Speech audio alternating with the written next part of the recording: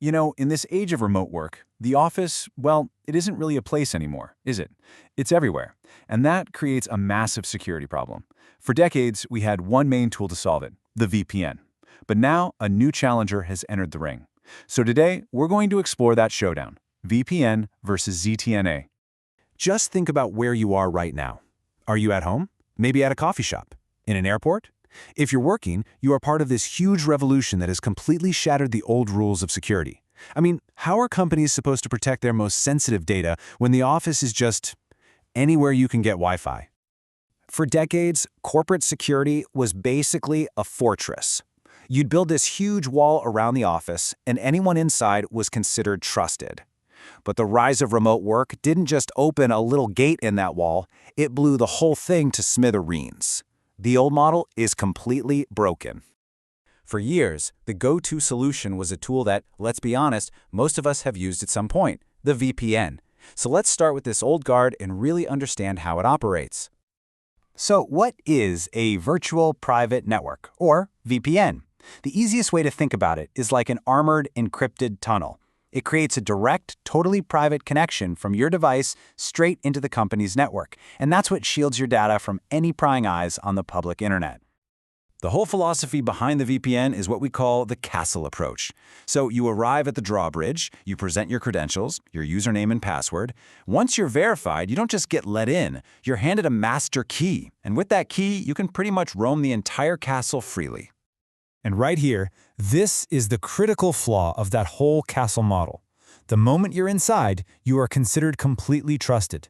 The system just assumes you belong there, and because of that, it gives you access to everything. That single assumption, that's where all the danger lies. So it was the flaws of that castle and key model that led to a totally new and kind of radical approach: Zero Trust Network Access, or as you'll hear it called, ZTNA. ZTNA's guiding principle is simple, but it is revolutionary. It completely flips the old model on its head. It's not trust but verify. It is never trust, always verify. Every single request to access anything is treated like a potential threat until it's proven otherwise. So how does this actually work in practice? Well, while a VPN connects you to the entire network, ZTNA connects you only to the specific application you need at that moment. It doesn't give you a master key to the castle, it gives you a temporary key to just one single room. Instead of a castle, I want you to picture a modern, high-security building. Your credentials might get you into the lobby, but if you want to access the email server, you have to show your ID at that specific door. And then, if you want to access the finance database, you have to show your ID again at that door. Every single step requires a new verification. And this verification process goes way beyond just a simple password. ZTNA is a lot smarter. It's constantly checking a whole range of signals, your identity, of course, but also your location and even the security health of your device. If any of those things seem even a little bit risky, boom, access is immediately blocked. Okay, so we've met the old guard. And we've met the new challenger. Now it's time for the showdown. Let's put them head to head and see how their approaches to access and trust really stack up. Really, it all boils down to this. A VPN operates on a trust-once model, giving you the keys to the entire kingdom after one check. ZTNA, on the other hand, operates on a verify-always model, giving you access to just one room at a time. This isn't just a minor upgrade, it's a fundamental, philosophical shift in security.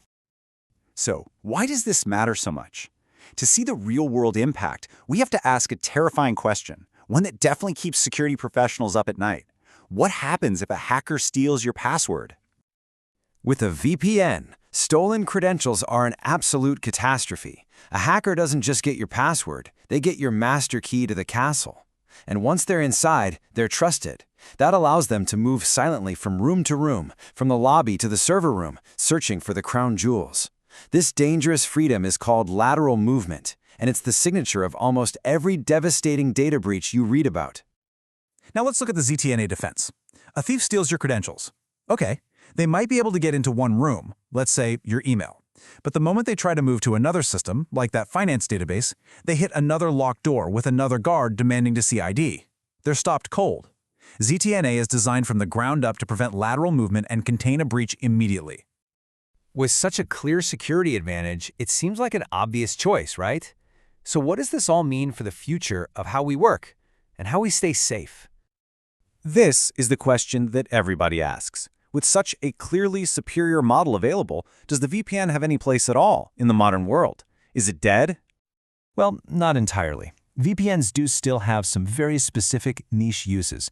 But for the biggest challenge facing every single company today, securing a workforce that can be literally anywhere, the path forward is crystal clear. The future belongs to zero trust. So let's just boil it down one last time.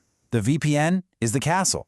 Trust is assumed after you get in, access is broad, and it's incredibly vulnerable to attackers moving around freely. ZTNA is the guarded building. Trust is never assumed, access is precise and limited, and it stops intruders in their tracks. The takeaway here is really simple. In a world where the office has no walls, we can't rely on a single drawbridge anymore. The only truly modern way to stay secure is to live by this new rule. Never trust, always verify. Thanks for joining this explainer.